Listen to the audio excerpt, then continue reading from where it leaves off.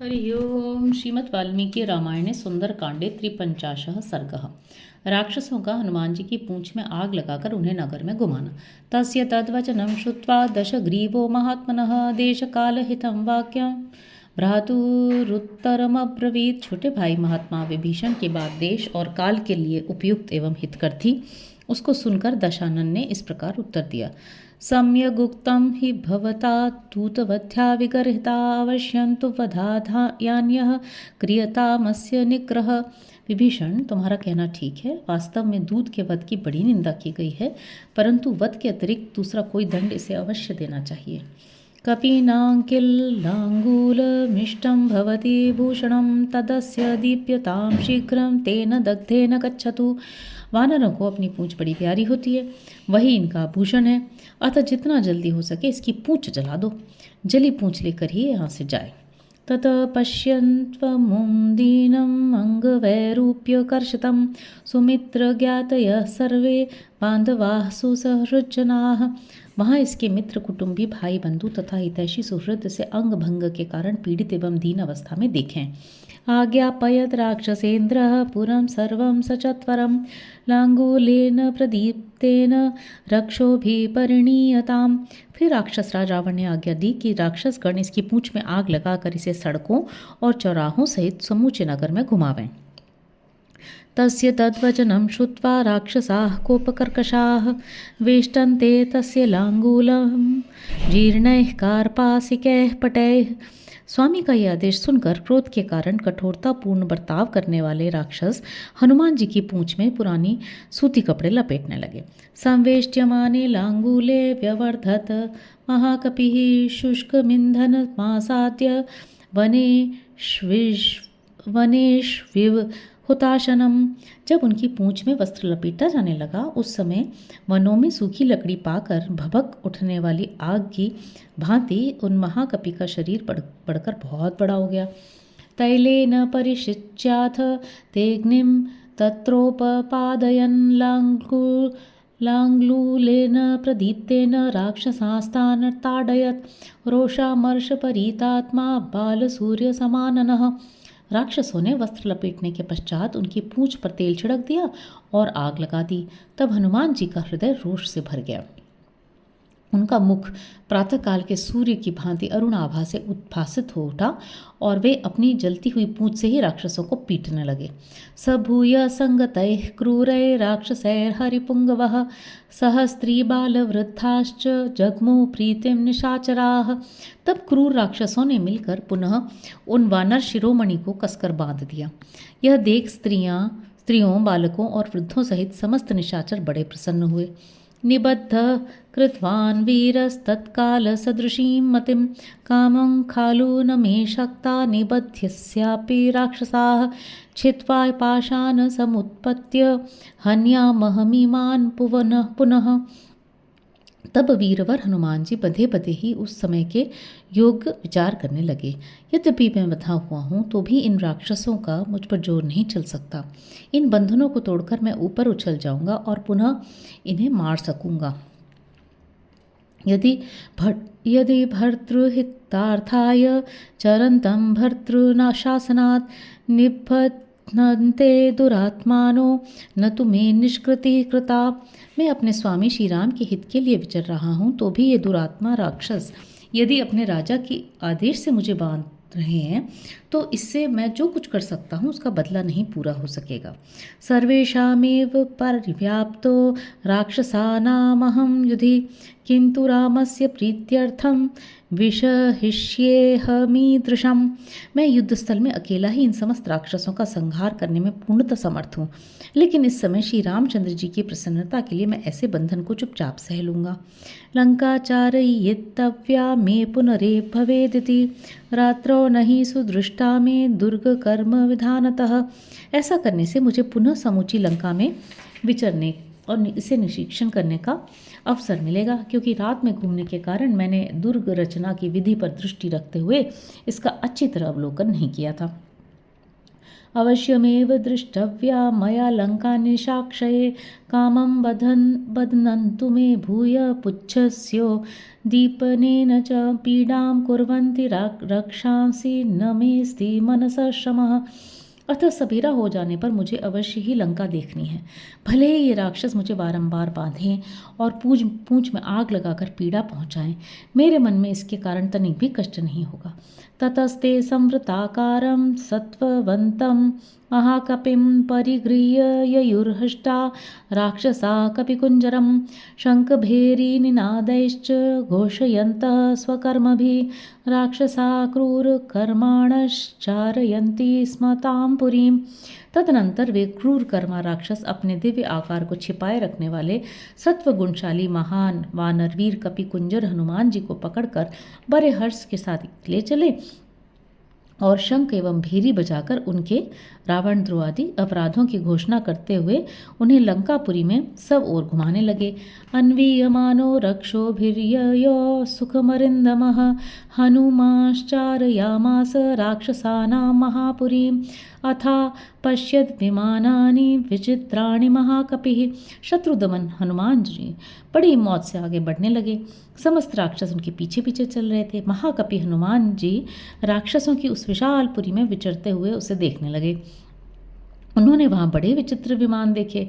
संवृतान भूमि भागांश्च सुविभक्तांश्च चत्वरान रथ्याश्च गृह संबाधाः कपि शृंगाटकानि च तथा रथ्योपरथ्याश्च तथैव च गृहांतरान। परकोटे से घिरे हुए कितने ही भूभाग, पृथक पृथक बने हुए सुंदर चबूतरे, घनीभूत गृह पंक्तियों से घिरी हुई सड़कें, चौराहे, छोटी बड़ी गलियां और घरों के मध्य भाग, इन सब को वे बड़े गौरव से देखने लगे।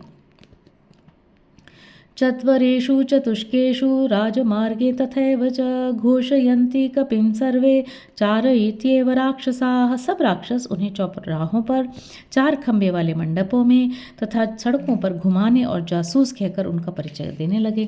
स्त्रीबालवृद्धा निर्जग्म उस्तत्र तत्र कुतूहलात् तं प्रदीपितलांगूलं हनुमंतं दिद्रक्षवः। भिन्न भिन्न स्थानों में जलती पूंछ वाले हनुमान जी को देखने के लिए वहां बहुत से बालक, वृद्ध और स्त्रियां कौतूहलवश घर से बाहर निकल आती थीं। दीप्यमाने ततस्तस्य लांगूलाग्रे हनुमतः राक्षसे हस्ता विरूपाक्षः शंसुर्देव्यास्तदप्रियम्। हनुमान जी की पूंछ में जब आग लगाई जा रही थी, उस समय भयंकर नेत्रों वाली राक्षसियों ने सीता देवी के पास जाकर उनसे अप्रिय समाचार कहा। यस्त्वया कृत संवाद सीते ताम्रमुख कपिः लांगूलेन प्रदीप्तेन स एष परिणीयते। सीते, जिस लाल मुंह वाले बंदर ने तुम्हारे साथ बातचीत की थी, उसकी पूंछ में आग लगाकर उसे सारे नगर में घुमाया जा रहा है। श्रुत्वा तद्वचनं क्रूरम् आत्मापहरणोपमं वैदेही शोकसंतप्ता हुताशन उपागमत्। अपने अपहरण की ही भांति दुख देने वाली यह क्रूरतापूर्ण बात सुनकर विदेनंदिनी सीता शोक से संतप्त हो उठी और मन ही मन अग्निदेव की उपासना करने लगी। मंगलाभिमुखी तस्य सा तदासीन महाकपेः उपतस्थे विशालाक्षी प्रवताह व्यवाहनम। उस समय विशाल लोचना पवित्र हृदया सीता महाकपि हनुमान जी के लिए मंगल कामना करती हुई अग्निदेव की उपासना में संलग्न हो गई और इस प्रकार बोली। यद्यस्ति पति शुश्रूषा यद्यस्ति चरितम तपः यदि वा त्वेक पत्नी त्वं शीतो भव हनुमतः। अग्निदेव, यदि मैंने पति की सेवा की है और यदि मुझ में कुछ भी तपस्या तथा पातिव्रत्य का बल है, तो तुम हनुमान के लिए शीतल हो जाओ। यदि किंचिदनुक्रोशस्तस्य मय्यस्ति धीमतः यदि वा भाग्यशेषो मे शीतो भव हनुमतः। यदि बुद्धिमान भगवान श्री राम के मन में मेरे प्रति किंचन मात्र भी दया है अथवा यदि मेरा सौभाग्य शेष है, तो तुम हनुमान के लिए शीतल हो जाओ। यदि मां वृत्तसम्पन्नां तत्समागमलालसां स विजानाति धर्मात्मा शीतो भव हनुमतः। यदि धर्मात्मा श्री रघुनाथ जी मुझे सदाचार से संपन्न और आपसे मिलने के लिए उत्सुक जानते हैं, तो तुम हनुमान के लिए शीतल हो जाओ। यदि माम तारयेदार्यः सुग्रीवः सत्यसंगरः अस्मात् दुःखाम्बु संरोधात् शीतो भव हनुमतः। यदि सत्य प्रतिज्ञ आर्य सुग्रीव इस दुख के महासागर से मेरा उद्धार कर सकें, तो तुम हनुमान के लिए शीतल हो जाओ। ततस्तीक्ष्णार्चिरव्यग्र प्रदक्षिण शिखो नलः जज्बाल मृगशावाक्ष्याः शंसन्निव शुभम कपेह। मृग ने सीता के इस प्रकार प्रार्थना करने पर तीखे लिपटों वाला अग्निदेव मानो उन्हें हनुमान के मंगल की सूचना देते हुए शांत भाव से चलने लगे। उनकी शिखा प्रदक्षिण भाव से उठने लगी। हनुमज्जनकश्चैव पुच्छानलयुतो नीलः ववौ स्वास्थ्यकरो देव्याः प्रालेयानिलशीतलः। हनुमान के पिता वायुदेव भी उनकी पूंछ में लगी हुई आग से युक्त हो बर्फीली हवा के समान शीतल और देवी सीता के लिए स्वास्थ्यकारी होकर बहने लगे। तह्यमाने च लांगूले चिंतयामास वानरः प्रदीप्तोऽग्निरयं कस्मान्न मां दहति सर्वतः। उधर पूंछ में आग लगाई जाने पर हनुमान जी सोचने लगे, अहो यह आग सब ओर से प्रज्वलित होने पर भी मुझे जलाती क्यों नहीं है। दृश्यते च महाज्वाल करोति च नमेरुजं शिशिरस्येव संपातो लांगुलाग्रे प्रतिष्ठितः। इसमें इतनी ऊंची ज्वाला उठती दिखाई देती है, तथापि यह आग मुझे पीड़ा नहीं दे रही है। मालूम होता है कि मेरे पूंछ के अग्रभाग में बर्फ का ढेर सा रख दिया गया है।